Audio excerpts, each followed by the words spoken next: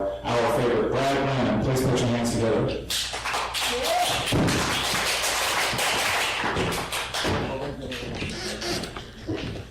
Let's see how this goes.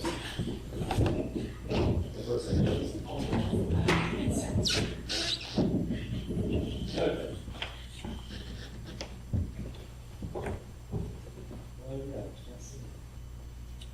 He instantly realized the website had done a terrible job communicating Glycerin's looks. Laura guessed she was his height, probably 6 feet without heels on.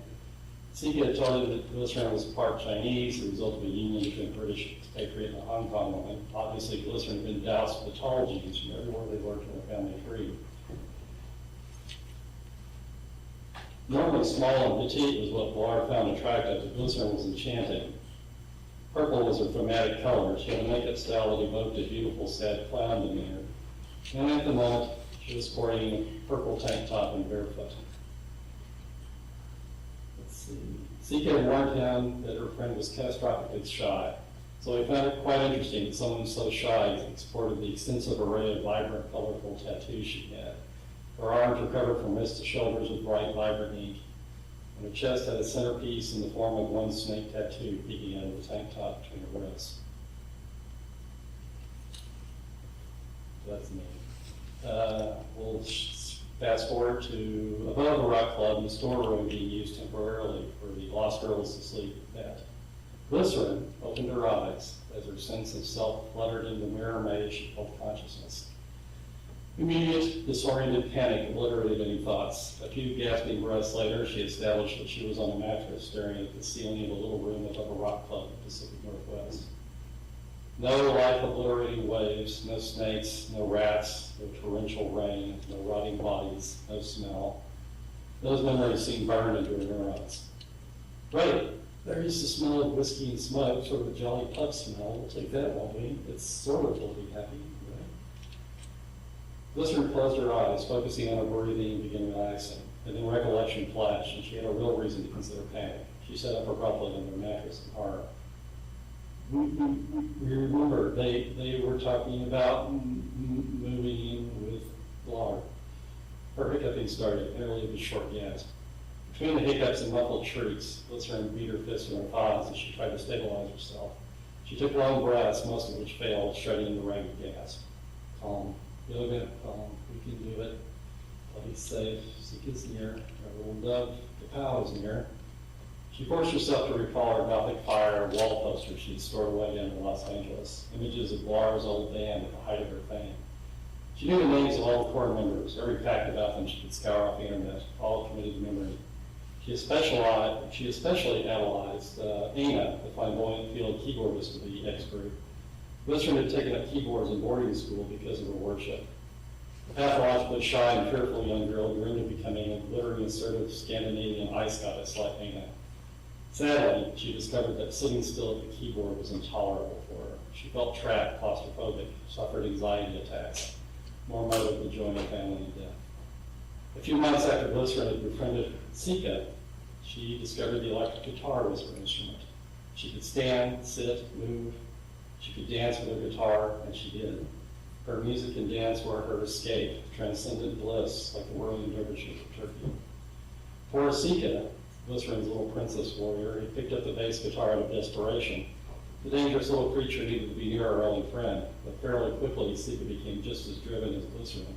She loved music and wanted to make it a career so she and Glycerin could be friends forever. Now, she surveyed the drab little second-floor room, covered with mattresses, clothing, musical gear, suitcases. She was alone. Sika and Kapow were likely already grabbing breakfast downstairs in the bar's kitchen. Glycerin stood up on her mattress and began stripping down as she made her way down the hall to the wretched excuse for a shower the one he used. It was actually a maintenance shower in Jennifer's closet, but at least the door closed. She stepped in and turned the handle. The shower's head burst of spray did an excellent job of cleaning out Glycerin's navel. Bollocks. Sika must have been last in the shower. She never remembered to put the shower head back up. She groaned and beat the shower wall with her fist. She wanted to stop being afraid so badly. It was so unfair. She knew what she'd been told to do to cope, but she failed over and over again. And when Blar had appeared the previous day, she erupted in one of Lord's panic attacks she could remember. My idol, hero, Laura, right there in front of us. We choked. No, it was worse. We hurled our guts up. We vomited in front of him, and then we passed out. But he held our hair. He cleaned our face up. It was so nice, trying not to be scary like his videos. She had to relate again, and because she stuck her head under the hot spray and water and stared at her feet. Big feet, not small and delicate like Sika's. He likes Sika. We don't have the chance, do we? Hush, I know you don't care. Shh, it's okay. Sleep low. One day you may get your way, but outside, here I care. Fast forward to power leveling their equipment. Glycerin stopped and slipped off the jacket Ballard had lent her, revealing her tank top and those vibrant tattoos that elicited several appreciative remarks and a quiet whistle from the growing crowd in the guitar store. Ballard held his hand up for silencing it. A minute later, she repeated the opening chords of her Pete's tune she was practicing with. That impressed Ballard. She had repeated the sequence exactly. It could have been a recording playback. She broke off from that rendition quickly, though, and Ballard saw a tiny smile through the curtain of hair that hid most of her face. He looked at the guitar she was using. It wasn't terribly expensive by Ballard's standards, but Taylor had done some excellent work on it. Then he realized that Glycerin wasn't done. She spread her legs for stability, raised her strumming hand in the air, and began to windmill her arm, her pick lightly touching the strings.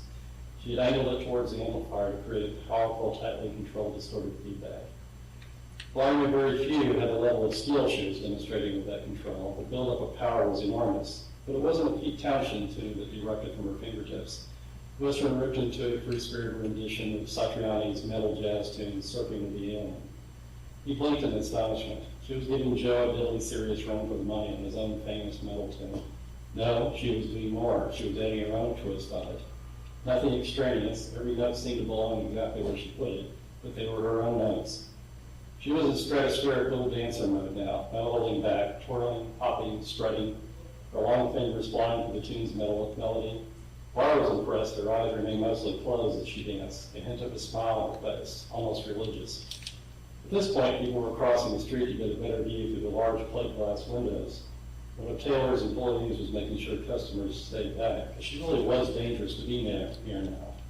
The display rack fell to her boot in one of her leaps, spinning as it spiraled off to a corner, guitar strap packages scattered. She was oblivious to everything, playing faster now. She had arrived at the central part of the composition, pure melodic noise shredding.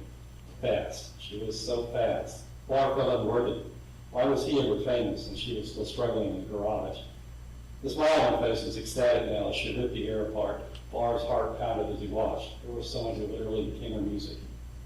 And then it was over. Laura could no longer think of Glycerin as anything but utterly beautiful, quirks, neuroses, and all. She opened her eyes, suddenly aware she had crowds clapping and cheering. And Laura moved to her quickly. Look, how did you like that guitar? He helped her in straps, standing as blocked her view of the crowd. She looked about, her face taking on that terrified, rabid expression she wore so often. It's like being on stage. Just hold my hand, out of the audience, or run to the back room. She gripped his hand. He thought she was going to crush it. Glycerin faced the crowd, and without actually focusing on them, bowed and bestowed no one in particular with a half-mad, terrified grin. And she kept her grip on his hand as he grabbed his jacket and fled to the back room. Okay. Now they've decided to share the conduct Laura had for Rickle, and this is Glycerin's first chance at a real shower in weeks. After drying, Glycerin pulled on her brief flannel shorts and wheeled into her oversized t-shirt she liked to sleep in. She stepped out into the large bedroom. First thing she realized that none of the women had decided who would sleep where. She considered the 3 beds and decided to be bold and make her own decision. Glycerin threw her stuff in the bed nearest the window, farthest from the door. My. She wondered if Sika and Kapow returned, and without pausing to think, she sauntered out into the hallway and ran right into Blanc. He had come out of his own bedroom. Laura on gym shorts and a tank top, they were both barefoot, they both still had wet hair. Inches from him, nose to nose, she stared into his eyes, he looked back, neither moved. Laura coughed. Obviously, this is going to take some getting used to. I've lived by myself here for quite a long time. I need to remember not to wander around in your dress. Are you okay? I'm okay, if you're okay. Glycerin was very proud of herself. She hadn't died on the spot. Her face was on fire. She was acutely aware she had no bra on. Her nightshirt was tight enough it was obvious. Her shorts felt really short, very extremely short. Her legs felt naked. He was so close. Yes, I can bloody do this. I'm splendid, Blar. Not too many shrieks in that one. She blinked, giving him another version of her goofy grin of terror that sometimes got her medicated. Nice t-shirt. I like the logo. Gothic Fire. I think I've heard of it. Blar smiled. Glycerin went rigid to stop herself from flinging her arms across her chest.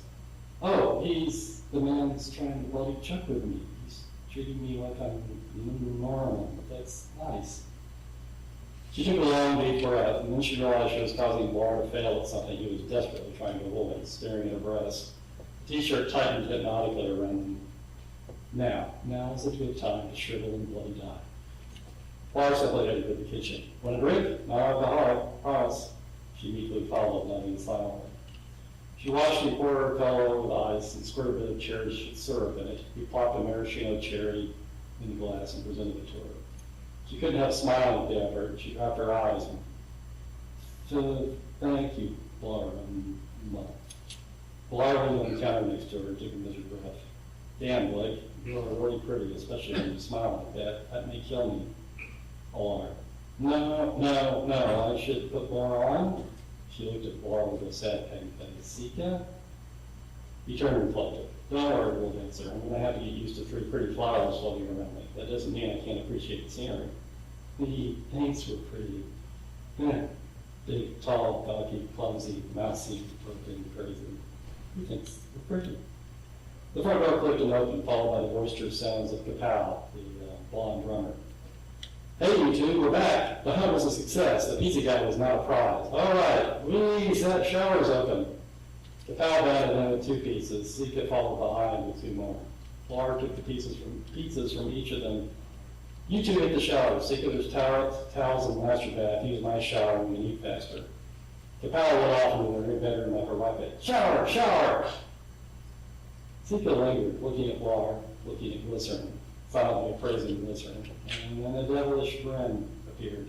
You two don't start without me, okay? Sika smiled cryptically and patted away in such a slinky way, Glycerin had no doubt she had fried Blar's brain. She couldn't help smiling. Sika was really good at that. Glycerin loved to watch her gorgeous double walk. She's very pretty, isn't she, Blar? Yes, she is, but you all do that to me, so we need to stay focused. The band, we're trying to be a band. Fast forward to a modern gig. The horsemen finished their pizzas. Kapow took the pliers away while Sika checked Glycerin's laces and buckles. Blar admired Sika's skirt like a little pixie through her tall mouse. The skirt was latex, stretchy, with a red lace side slit all the way up to her waist. There was a bow under which she'd hidden it quite well. Have I said that's a racy little skirt, Pixie? Sika pinched his nose. Yes, single-minded bear, about a dozen times since I put it on. I get it. Large bear wants to unlace me and do unspeakable things to my body. She jerked his head down to her level and pecked him in the cheek. Good. Keep him distracted so he doesn't try to undress me on stage. We are not like firm then.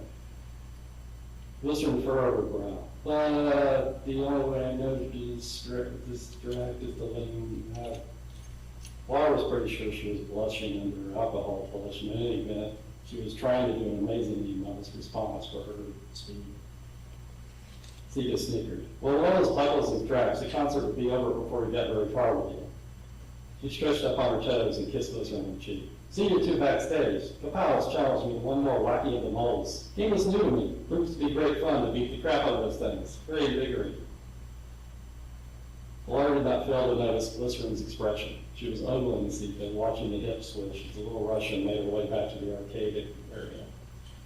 Glycerin's expression was dreamy. Blar followed that observation in memory as he gave her a nudge.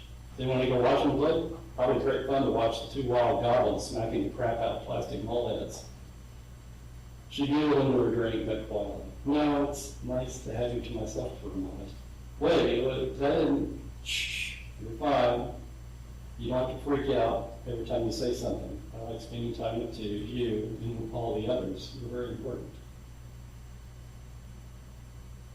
She edged closer and stared down at her drink. Blar shook his head in resignation, put his arm around her back. She snuggled in. Bravery in a bottle, Blake. Don't get dependent on it. Even without the drink, you're much braver than that day I met you back in Portland. Glycerin stared glumly off into space as she answered. Her voice was strange, not the usual pitch. Laura heard her speak that way once or twice before. It was disconcerting to hear. She was doing an impression of a small, wispy-voiced child. We weren't bloody brave at all before our little doll came. Not even brave enough to properly finish with the waves meant to happen. Chopped down to my family. Bart could see teardrops in her lashes. You have people who love you now, would answer. Kapow needs you a lot. And it may sound weird, but Sika needs you desperately. More than you need her, I think.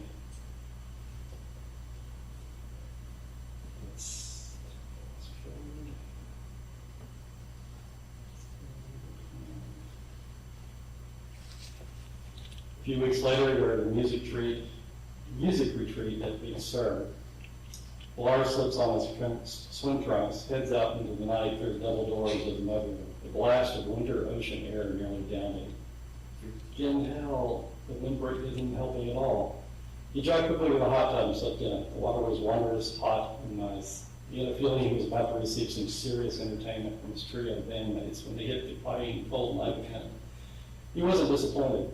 Glycerin walked out first. For a brief moment, Lars silently reveled in appreciation of her delicious figure in a one-piece swimsuit, gorgeous, and then the shriek pulse bursting from her throat hitting. Long legs and long strides. Animal grace and motion. He was fascinated by her water imagery. There wasn't a sound or a splash as she plunged seamlessly into the water feet first. The cold body snaked up next to him in the water and coiled onto his left arm with a death grip. Big cold tonight, isn't it? You bloody bastard. Women enjoyed that. We can tell. She looked up in the sky. I've never been attracted to a man. Never worried about it. Never thought it was applied to me. Wasn't any point. Wasn't going to be around by the time such things mattered. But I watch telly. I read romantic novels. But being inside this romantic story isn't. This is a bloody ocean fog to me. The noise of the inner door slam could be heard. Glycerin burst into a glowing, happy expression as she spotted shadows in the translucent windows. Here comes Sika, flash love. My bar has not seen my precious elegant swimsuit. She's very pretty and delicate. Laura thought Glycerin's adoring praise hilarious because as soon as Sika's skin hit the night air, he'd heard a string of loud, high-pitched, lurid howls in Chinese, Russian, and at least one other form of Martian speak he'd never been able to identify. The rapid sounds of tiny footfalls ended in a massive splash that drenched the two of them. Laura did manage to catch one brief glimpse of snow-white skin barely covered by a frilly bikini. Her head had emerged first out of the water, her black hair plastered to her scalp. At first she aimed between Bar and Glycerin, but Bar could see her mental gears grinding, and she began diverting to Bar's other side. Glycerin intercepted her. Sit between us, doll, it'll be warmer. Sika blushed but complied. She sat between Bar and Glip with her lips right at the water line. Glip, water is pretty warm. It would have been fine working Bar on either side. Glycerin pouted. I like sitting in my little warrior princess, like we always do. Feels safe. So, all we like is the wallop of Kapow. Oops, helmet's on. Kapow stepped outside. Laura guessed wrong. The blonde woman's reaction to the chill breeze was completely different. She simply stood in the wind and stretched her arms out, rotating slowly and soaking up the biting chill. Then she walked over lazily, giving Laura plenty of time to appreciate the view. The guy had on a sport bikini bottom, but only a cut-off t-shirt up the top. Really cut off, teasing the hell out of him. She does this on purpose. She enjoys messing with her brains. What the hell? The pal stepped into the hot tub and began slowly immersing, so he rewarded her erotic performance with a large splash. Papa Bear, you ruined the effect. The pal immersed briefly, blowing bubbles before taking a seat across. Glycerin giggled. I think we're expecting a cabana splash, a ruddy brandy tart show. Goodness, our innocent Blake reveals a 99. Laura took pity on Glycerin's emotion. She swung her leg right on the target.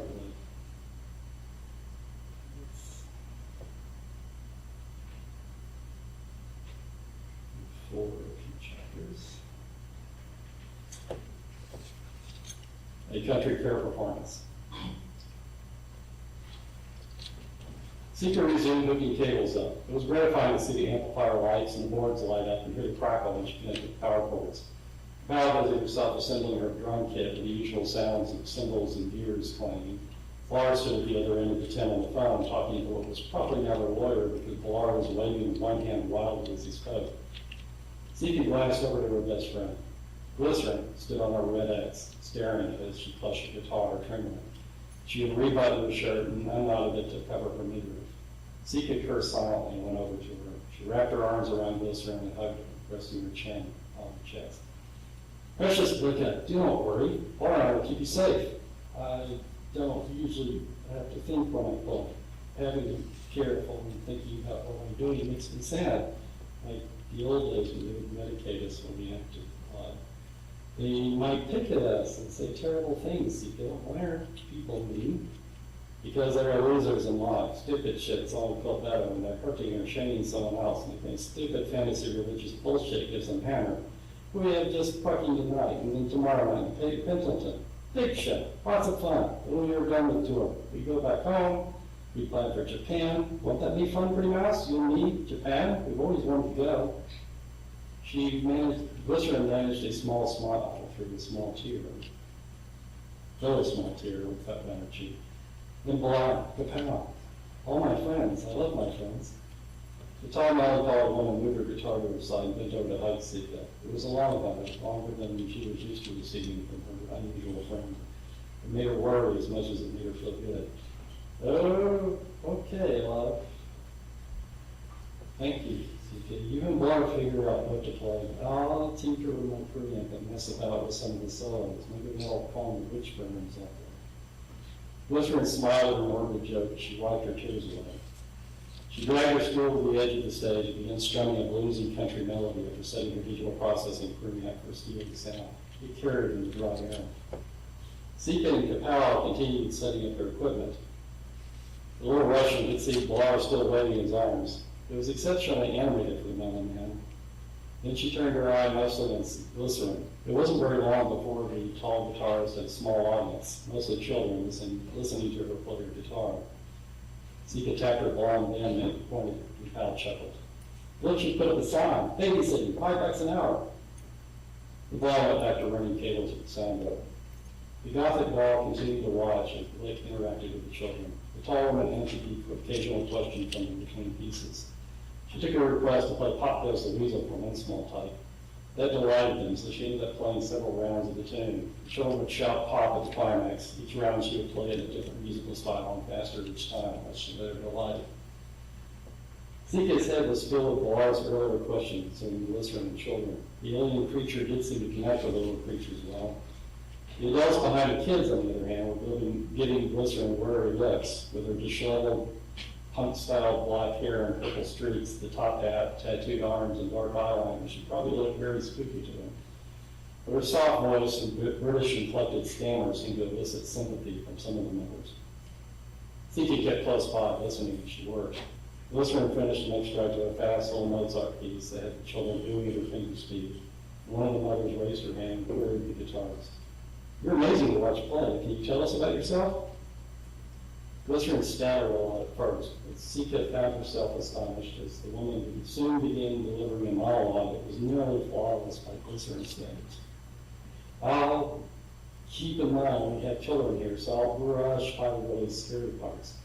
I'm an orphan, so are my two friends on stage there. We each lost our parents when we were small. I was raised in boarding schools with Sika and the one with the long pigtails. We started playing guitar together when I was 12. We practiced every day for hours, even weekends.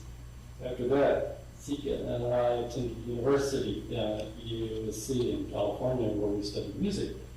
We met Kapow there and formed a group we called the Lost Girls. It's a reference to Peter Pan and us being orphans. She carefully smiled and managed with a few sympathetic chuckles. We graduated and taught music for a while, but what we loved most was mention music. Our band moved up to Portland where we met our dear friend Bilal. He used to be part of the Gothic Fire, a band I adored when I was younger. He had money and connections, and he believes in us, and we love him for it. After we're done on this trip, we're going to tour Japan and play concerts. So our dreams might really be starting to happen. Sika thought Glycerin actually looked excited. I'm bored with children now. Let me play something in my life. She launched into a medley of country tunes she'd learned. She focused on the reels and toe tappers. The children danced as she thumped the guitar's body with her hand and plucked the strings. She finished with some applause as she thanked the children. Sika made to return to her preparations and then heard the same mother catch Glycerin in the side. How did you lose your parents? Sika cringed. She hated that question, especially for Glycerin. She glared the rage of unholy fury at the woman who noticed the death glare. The woman tried to backtrack from the question until Glycerin raised her hand. The tall, slender guitarist stared at the mother for a few seconds. Sika wanted to stab the stranger, repeatedly and forcefully with a dull knife. We were in the beginning. I watched my family, mother, daddy, brothers, they were crushed to death by debris from a tsunami. I sat waiting with what was left of them for 2 days on the snake-infested roof until I was rescued. I was 9. It got worse after that. Sika got some satisfaction from watching the color drain from William's face, but worried about the hard, dangerous look on Glycerin's face, and she had barely stand at all, time up with me. Naturally, madam, as one should have been able to guess, we find such things difficult to talk about. As you can see, it is upsetting, very upsetting. Our music helps us cope. There is no getting over such things. It's like salt in the wound. I hope you enjoyed the shadow. Sika stared vacantly as the mother scurried off of the doorway. Sorry about that. I should have interrupted earlier. Fucking damn bitch. Are you okay? Her lip was quivering. I was having fun with the children. She ruined it. I hate grown-ups. Sika put her arms around her friend. You know, Miles, we are grown-ups. We don't feel like them. We shouldn't ever want to be like that. We should just enjoy a happy with a deed, not break it. A few days later, they're camping in a park after an escape from a nasty bar situation. The slender Hong Kong Brit watched the world wake up. As the light slowly increased, a pair of squirrels flitted about the row of pine trees. The stream surface broke sporadically with a splash of fish. It was very restful but chilling. Are you okay, Lydia? Sika's arms encircled with her small face pressed against her ears. I woke up, and it was scary. You were not in the van. Oh my God, I'm glad I found the loot. But didn't you come up on me at all? Glycerin took Sika's hand and dusted the other half with stone floor. It set close. Glycerin put her arm around Sika as the small bass guitarist's teeth chattered in the chill. I'm watching the creatures frolic in the sunrise. Lord, why are we here? Where is here? Sika's mouth opened. You don't remember anything? Last I remember is getting your food, some dodgy bottom dwellers, and a pressing need to go to the loo. Found the loo this morning, thank God. That building, warm there isn't a spill of warm water in the bloody room. Sika blinked as another fish cleared the water. Wow, fishies jumped in there. Never seen that for real. Is Snake away? Glycerin shook her head. My playmates passed out. Like how? More snoring, thank God. It would be kind of bad barney if my playmates snored in my head. Glycerin giggled and stifled as she realized Sika thought the notion more alarming than amusing. The small woman quietly related the events of the previous evening. Listened with her mouth open, especially when Sika related how Glycerin herself had vanquished her attacker. Is that why her forehead has a bruise? I thought we bumped a door sill or something. I don't bloody remember any of this. Glycerin rubbed her head. Sika confirmed the lock of hair did indeed conceal a bruise. Far things when you got frightened, Snake took charge. It was a Jekyll and Hyde moment. 1 second you were a meat mouse, I've always known. The next second you were like, fuck you and your horse, smack and womp. You whipped the fucking bastard off the ground when you kicked him in the nuts. Sika's arms were waving as she excitedly described the events. Glycerin's face exploded in crimson. I did what? Don't be embarrassed. Look, it was beautiful. Then you turned and took a swing at Laura and we grabbed you. What? Don't worry, Mouse. We're just thinking it was another jackass. She put brakes on when we saw it was Laura. Then we passed out. I was terrified something had gone wrong in your head. But you weren't going to wake up. Glycerin hugged her doll, like friend tightly. Did they attack you, love? Sika's nose remained as tears flowed. Only when I went to save you. Laura ran for it first. They couldn't get past the first piece of shit. You wouldn't stay down and asked nicely. Laura got hit with a big stick. Papa was able to dance with that one and another. idiot shit bastard grabbed me. I had to pull my drag. I failed. I didn't protect my liquor. She wiped her in the face and nose. Glycerin patted Sika's back and rocked her as if she were a small child. Shh, darling. It's okay. You're not supernatural, no matter how you pretend to be. Laura's with us now, like a pal. They help you with pathetic, crazy, broken me. I'm very grateful. I wish I didn't make you worry so much. I promise this. One day you won't have to worry about me anymore. She hadn't meant it the way Sika took it. Sika burst into tears and clung to Glycerin. No, I need my mouse. I need you. Sorry, I didn't mean it that way. I meant I could carry my own load, that it wouldn't be such an albatross. I should just stop talking like that, guys. Sometimes I'm not sure what I mean. She sat hugging and Sika recomposed herself, and a rough, older female voice interrupted the silence. Well, damn me, it isn't the most romantic thing I've ever seen in the camp. I apologize for intruding, ladies. I assume you two belong to that man over there? Sika nearly buddied Glycerin's jaw at the top of her head in surprise. Behind was a park ranger, a stocky older woman who'd obviously spent most of her life outdoors. Glycerin nodded and smiled. Yes, Mom, I am told we pulled in here late last night. I was asleep. Sika? Sika nodded. Yeah, we kind of needed to leave the last town without using our motel. Some hooligans gave us some unpleasant hard time at the bar. The big man, Tim, he said this park was safe haven. The ranger burst out laughing. Tim rescued you, did he? He's one of the few men I actually like in this part of the state. He fishes up here sometimes. Leave him and me a story to share. Well, I just need night feed for parking, but I bet neither of you has a purse handy. Glycerin stood up and helped Sika to her feet, and then the ranger giggled again as she surveyed the mismatched pair. You two are the cutest couple. You're probably too young to remember an old comic strip called Nut and Jeb. Tall and skinny, small and petite. Glycerin had already caught on to the ranger's assumption about what she and Sika were to each other. She would have enjoyed Sika's sudden dying expression of panic. No, we're not. Sika's face screwed up. What are we, Glycerin? A Texan accented voice acidly intervened. You're two women who love each other very much, and you have a stupid blonde and a big stupid head, love you both, and you wish a little prude would stop worrying about labels. The pal handled up quietly with Blair. The ranger was startled by the reproach as well as the other two women.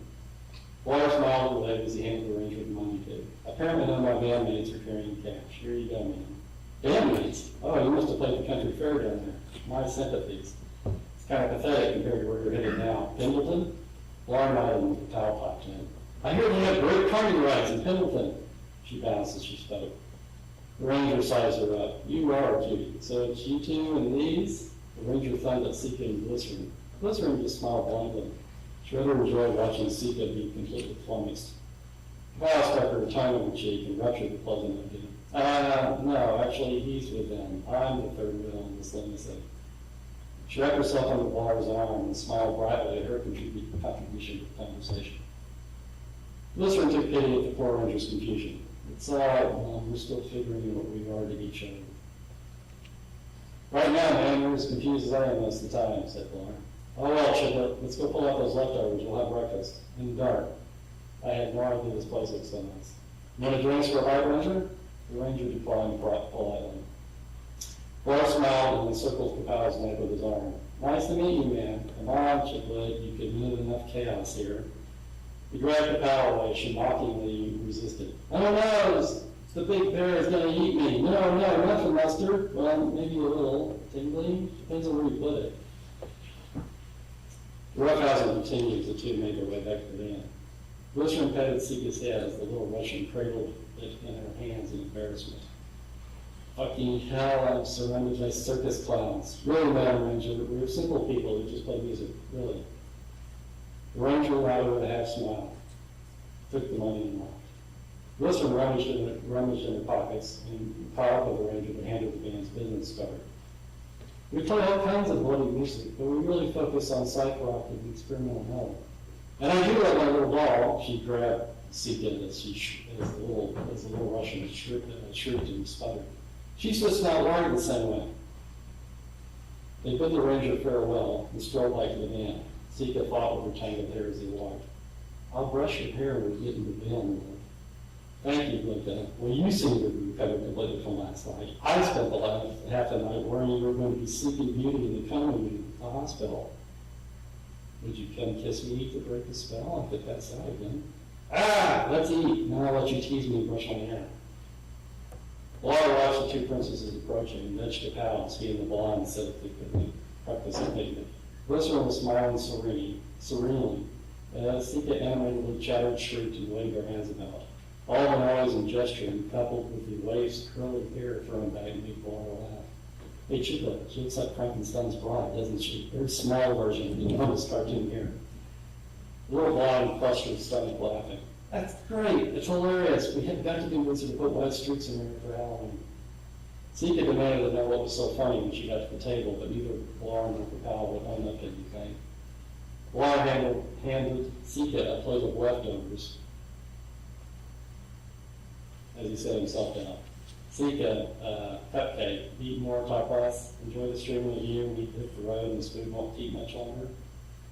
Sika pal. I wonder if I can sit in your lap and you feed me. The ranger thought that I was in the weed. She wrung her hands, pointed at herself, and Glycerin as she spoke. Glycerin just smiled brightly. Sika ended the aborted explanation by plopping her rump on Laura's lap and curling it with a snarl. Okay, I give up, little Jill. Why on earth does what other people think bother you so much? You're so overwrought about it, you're going to hurt Blake's feelings. He peeled some meat off of the fried chicken wing and dangled it for Sika to munch. Glycerin said to him, pop up in the rear. It doesn't bother me much, my Laura. I don't want to pressure her and make her sad. It's just like letting her know I love her. I can't say it isn't a little fun making her squirm sometimes, though. Well, I get it that she's worried about people making assumptions. Should I guess that her family in Moscow might be pretty conservative? Laura dangled another piece of chicken over his lips and biting teeth. Sika swallowed a bite and paused to sip her pillow. I see. Big people talk about small hug doll like she's not even here. A little girl will sit here and discuss important stuff about her puppy. But yes, my remaining family in Moscow is Orthodox. I went to go visit cousin if we were to go there and not be shunned or worse, we could pass it. Laura poured the French fry and ketchup and dangled it just above her mouth. Sika blocked the fly in his fingers, licking the salt off. Capal stuck a finger in her mouth, making gagging noises. Oh, God save me, more food sex. I'm going to put this takeout bag over my head so I can eat my Oreos in peace. Capal did exactly that. Covered her head down to her shoulders, and food began vanishing up into the bag.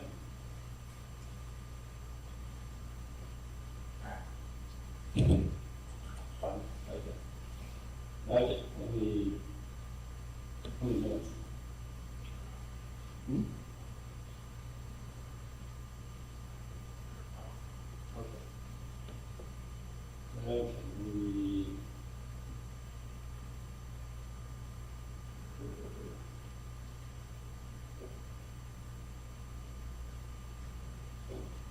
Okay, okay, last piece.